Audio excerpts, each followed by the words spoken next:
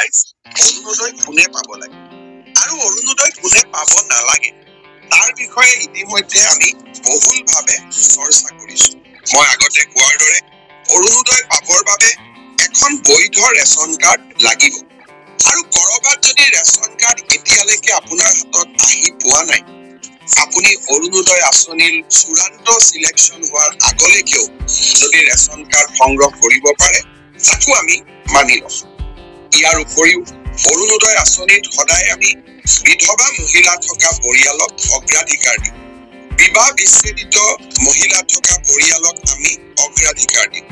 যি পৰিয়ালত দিব্যাংগ ব্যক্তি আছে সেই পৰিয়ালক অৰুণোদয় আঁচনিত আমি অগ্ৰাধিকাৰ দিওঁ।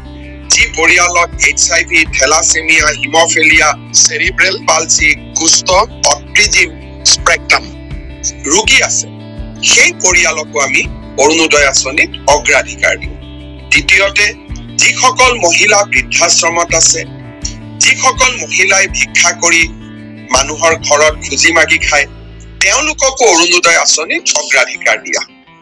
এই সকলোকে দি উঠাৰ পিছত যদি কোনোবা বাকী থাকে সেই অৰুণোদয় আমি সমাজৰ দুৰ্বল আৰু দৰিদ্ৰ শ্ৰেণীৰ মাজত বিতৰণ কৰিম।